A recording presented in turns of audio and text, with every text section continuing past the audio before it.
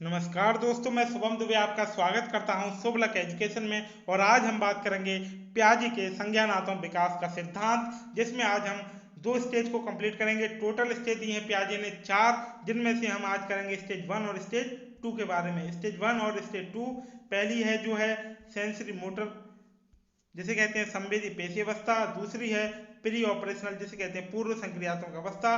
बाकी की जो दो आपकी अवस्थाएं हैं उनको हम अगली वीडियो में कंप्लीट करेंगे। तो चलिए शुरू करते हैं आज की वीडियो को। इससे पहले मैं आपको बताना चाहूँगा कि अगर आपने पर्यावरण अध्ययन EBS सीटेट 2020 का जो हमने कोर्स कंप्लीट करा दिया है वो वीडियो नहीं देखी है तो ऊपर राइट साइड में आई बटन का आइकॉन है, उसको क्लिक कर कर उन वीडियो को देखिए और अपना कोर्स कंप्लीट कीजिए। आप आसानी से उन 3 वीडियो को देखने के बाद 30 में 27 28 नंबर आसानी से ले आएंगे। और अगर आपको हमारी वीडियो अच्छी लगती हैं, हमारे चैनल को सब्सक्राइब कीजिए और ज़्यादा से ज़्यादा लोगों को शेयर कीजिए। शुरू करते हैं आज की वीडियो को। तो देखिए, पहली स्टेज जो कि प्याजी ने दी है वो है सेंसरी मोटर 0 to 2 ईयर, यानी कि जन्म से लेके 2 वर्ष तक की जो अवस्था होती है उसे कहते हैं संवेदी पेशी अवस्था या सेंसरी मोटर। देखिए, मैं आपको अपना एक खुद का एक्सपीरियंस बताना चाहूँगा, क्योंकि जब मैंने भी सीटेट दिया था तो देखिए कई बार हमें क्या होता है कि हिंदी में जब हम वर्ड पढ़ के जाते हैं तो पढ़ के तो जाते हैं हम संवेदी पेशी अवस्था, पर देखिए जब एग्जाम में हम जाके बैठते हैं तो देखिए एग्जामिनर हमको घुमाने की कोशिश करता है। एग्जामिनर हमसे पूछेगा, देखिए संवेदी पेशी अवस्था की जगह वो संवेदी गामक अवस्था कर देगा, या संवेदी पेशी अवस्था की जगह वो संवेदी प्रेरक अवस्था कर देगा, और वहीं जाकर हमारा माइंड एकदम कंफ्यूज हो जाएगा। हम ये सोचेंगे कि हमने तो पढ़ा था संवेदी पेशी अवस्था। तो इसीलिए मैंने आपको एक आसान तरीका मैंने आपको बताया है कि आप आसानी से सिर्फ एक ही वर्ड पढ़ के जाइए इंग्लिश में, वो है सेंसरी मोटर। इसके अलावा एक वर्ड भी अलग नहीं देगा। अगर उसको देना होगा एग्जामिनर को तो इंग्लिश में वो सेंसरी मोटर ही देगा, हिंदी में आपको वो घुमा देगा। तो इसलिए देखिए, भाषा कोई भी हो समझना हमें आना चाहिए, कुछ नहीं होता। देखिए मैंने कई लोग देखे, नहीं नहीं नहीं हम हिंदी में ही पढ़ेंगे, नहीं नहीं हम अंग्रेजी में ही पढ़ेंगे, तो ऐसा कुछ नहीं है। आप देखिए एक वर्ड को सीख जाइए। अगर जैसे देखिए यहाँ सेंसरी मोटर है, आपको अगर एक बार ये वर्ड आ गया तो कुछ भी मतलब नहीं है कि आप हिंदी में सीखे कि आप अंग्रेजी में सीखे। आप वहां जाएंगे और जैसे ही आपने देखा सेंसरी मोटर आप टिक कर देंगे। तो चीज़ों को समझिए, ये मत सोचिए कि हिंदी में पढ़ रहे हैं कि अंग्रेजी में पढ़ रहे हैं। तो चलिए शुरू करते हैं। तो देखिए पहली स्टेज है सेंसरी मोटर, जो कि जन्म से 2 साल की होती है, जिसे कहते हैं संवेदीय पेशी अवस्था। आगे बात करें स्टेज 2 जिसे कहते हैं प्री ऑपरेशनल, और जो कि होती है 2 से 7 वर्ष, जिसे कहते हैं पूर्व संक्रियात्मक अवस्था। आगे बात करते हैं स्टेज 3 जिसे कहते हैं कंक्रीट ऑपरेशनल, जो कि होती है 7 से 11 साल। और 30 जिसे कहते हैं मूर्त संक्रियात्मक अवस्था। और चौथी है फॉर्मल ऑपरेशन स्टेज, जो कि 11 से 15 साल या 16 साल तक होती है, जिसे औपचारिक संक्रियात्मक अवस्था कहते हैं। और आज हम इस वीडियो में देखेंगे स्टेज 1 और स्टेज 2 को। तो चलिए शुरू करते हैं। तो आगे बात करते हैं स्टेज 1 जिसे कहते हैं सेंसरी मोटर, यानी कि संवेदी या पेशी अवस्था, संवेदी गामक अवस्था या संवेदी प्रेरक अवस्था। तो इसमें क्या होता है, देखिए नाम से ही दिख रहा है कि सेंसरी मोटर, यानी कि बालक जब पैदा होता है तो अपने सेंसेज का इस्तेमाल करता है। कभी कभी वो आंखें हिलाता है, कभी रोने लगता है। तो यानी कि जब कोई उसे काट लेता है या थोड़ा भी आप पिंच वगैरह कर दें बालक को तो बालक रोने लगता है। इसका मतलब वो अपने सेंसेज को समझ पा रहा है, जो उसके शरीर में गतिविधि हो रही है उनके लिए वो अपने सेंसेज का इस्तेमाल कर रहा है। तो संवेदी पेशी अवस्था में बालक अपने सेंसेज का इस्तेमाल करता है। इसी प्रकार वो मोटर एक्टिविटी भी करता है, जैसे कि आप उसे जब उसे भूख लगती है तो वो रोने लगता है। तो इस तरीके की जो गतिविधियां बालक करता है तो वही सेंसरी मोटर अवस्था होती है। तो उसी अवस्था में बालक करता है, क्योंकि उस पर भाषा का अभाव होता है। बालक जब पैदा होता है उसको कोई भाषा नहीं आती, जिसे कहते हैं एब्सेंस ऑफ लैंग्वेज। आगे बात करें ऑब्जेक्ट परमानेंस, तो देखिए उस पर वस्तु स्थायित्व, यानी कि बालक जब जन्म से 2 साल के बीच में बालक इतना समझने लगता है, चीज़ों को समझ जाता है कि अगर कुछ चीज़ उसके सामने हम रख दें तो चीज़ को समझता है कि हाँ मेरे सामने कोई ऑब्जेक्ट रखा है। पर आप उस ऑब्जेक्ट को उठाकर दूसरा ऑब्जेक्ट रख देंगे तो बालक जो पहला ऑब्जेक्ट था उसको भूल जाता है और दूसरा ऑब्जेक्ट है सिर्फ उसी को फिर सोचने लगता है। तो यानी कि गुण उसमें विकसित होने लगता है ऑब्जेक्ट परमानेंस का, पर वो उसे होल्ड नहीं कर पाता है माइंड में कि पहले यहाँ कोई और चीज़ रखी थी अब कोई दूसरी चीज़ रखी है। वस्तुओं को सीख जाता है कि हाँ वस्तुएं स्थायित्व तो है, वस्तु मेरे सामने रखी है। जैसे कहते हैं ऑब्जेक्ट परमानेंस, यानी कि टोटल देखिए 3 हमने यहाँ बात की। इन्वॉल्विंग सेंसेस, यानी कि अपनी सेंसेस का इस्तेमाल करता है। ऑब्जेक्ट परमानेंस, यानी कि वस्तु स्थायित्व का गुण आ जाता है। और भाषा की अनुपस्थितता होती है, यानी कि एब्सेंस ऑफ लैंग्वेज।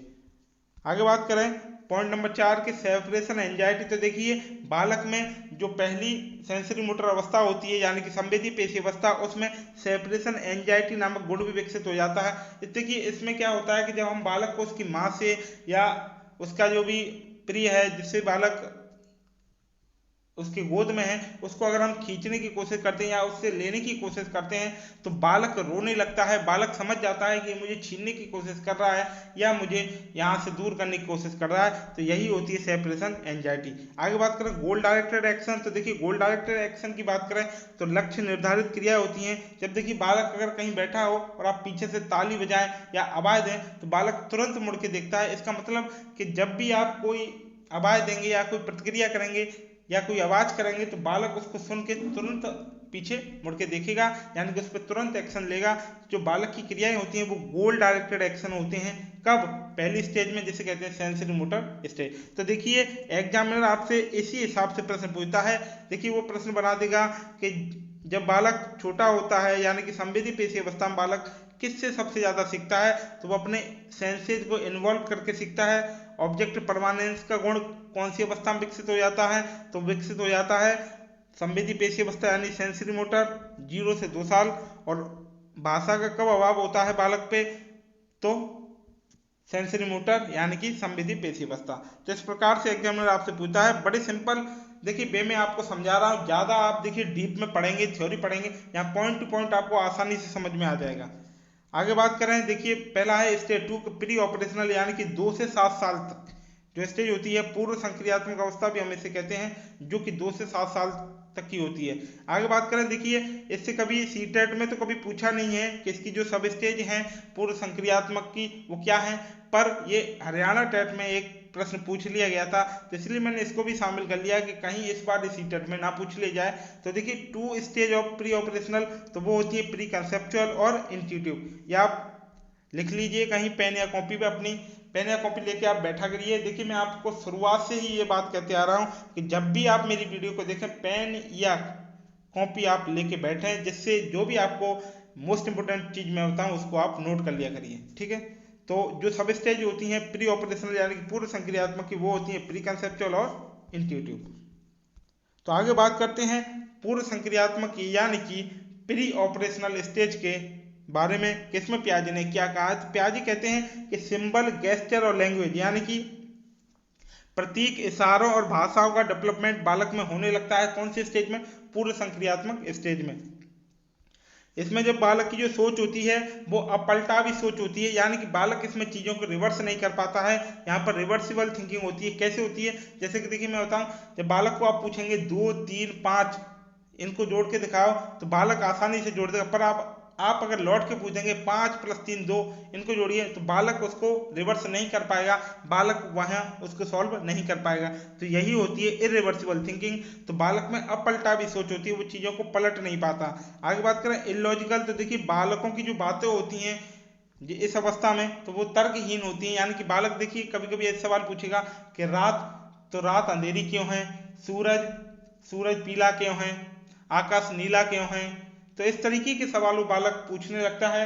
तो ये होती है तर्कहीन। देखिए बालक की जो सोच होती है वो इस उम्र में तर्कहीन ही होती है, वो अजीब अजीब के सवाल पूछता है, कैसे, कहाँ, क्यों। तो इस तरीके के सवाल बालक पूछता है, उसे कहते हैं इलॉजिकल सोच।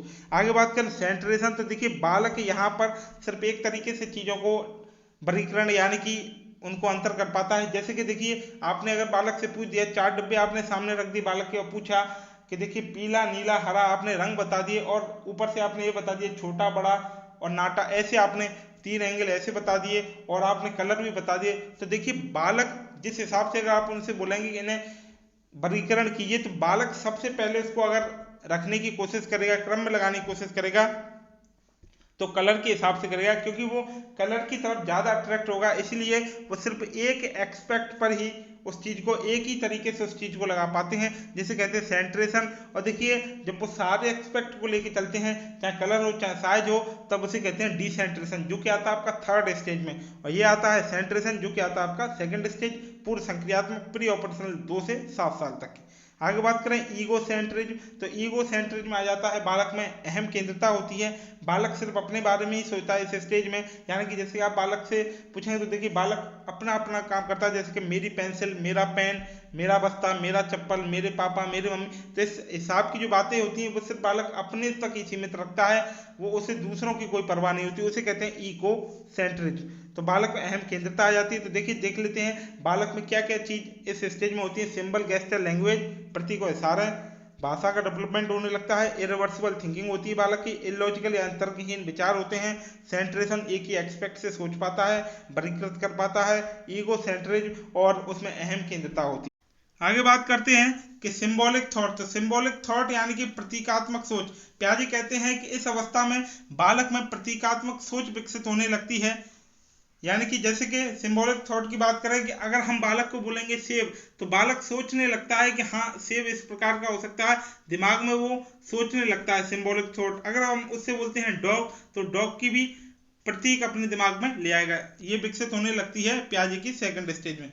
उसके बाद आता है कॉज एंड इफेक्ट, यानी कि ये देखिए आता तो जब बालक बड़े हो जाते हैं, किशोर अवस्था में गुण आता है, पर ये जब सेकंड अवस्था होती है, जब बालक में ये गुण नहीं होता। देखिए बालक ऐसे बात करता है, जैसे कि एक सवाल आया था सीटेट में कि वहां एक लड़की अपनी माँ से पूछती है कि माँ धूप पड़ रही है, कपड़े सूख रहे हैं। यानी कि लड़की का मतलब है कि जब धूप पड़ेगी जब ही कपड़े सूखेंगे, ऐसा नहीं है। देखिए कई कई बार हम क्या करते हैं, कपड़े रात में धो के डाल देते हैं, तब भी वो सुबह तक सूख जाते हैं। तो ये कोई जरूर नहीं है कि जब धूप निकलेगी जब ही कपड़े सूखेंगे, कभी कभी हवा से भी कपड़े सूख जाते हैं। तो इस प्रकार के थॉट होते हैं जिसे कहते हैं कॉज एंड इफेक्ट।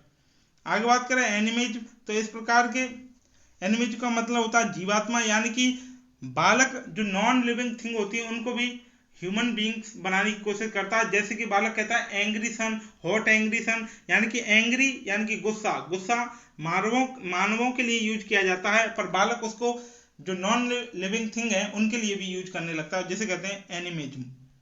आगे बात करें मेक बिलीव प्ले, तो मेक बिलीव प्ले में बालक देखिए बारबी डॉल से खेलने लगते हैं, घर घर ये इस प्रकार के कुछ गेम खेलना चालू कर देते हैं, डॉक्टर बन जाते हैं, कभी कुछ बन जाते हैं। तो इस प्रकार से वो अपने आप को प्रिटेंड करना स्टार्ट कर देते हैं, जिसे कहते हैं प्रिटेंड प्ले या मेक बिलीव प्ले। ये भी गुण सेकंड अवस्था में ही आ जाता है। आगे बात करते हैं ट्रांसडक्टिव रीजनिंग। तो ट्रांसडक्टिव रीजनिंग में क्या होता है कि बालक को देखिए, जैसे कि आप एक एग्जाम देंगे, एग्जाम्पल देके देखिए कि ए के 4 टांग हैं और बी के 4 टांग हैं, तो बालक दोनों को सेम समझेगा, जबकि एक कुत्ता हो सकता है और बी गाय हो सकती है। तो इस प्रकार की जो रीजनिंग है जिसे कहते हैं ट्रांसडक्टिव रीजनिंग, तो ये गुण सेकंड स्टेज में बालक में विकसित होने लगते हैं। कौन कौन से देखिए दोबारा से देख लेते हैं। पहला है सिंबल गेस्चर लैंग्वेज, दूसरा इरिवर्सिबल थिंकिंग, तीसरा इलॉजिकल जो विचार हैं वो आते हैं, सेंट्रेशन, ईगो सेंट्रिज्म।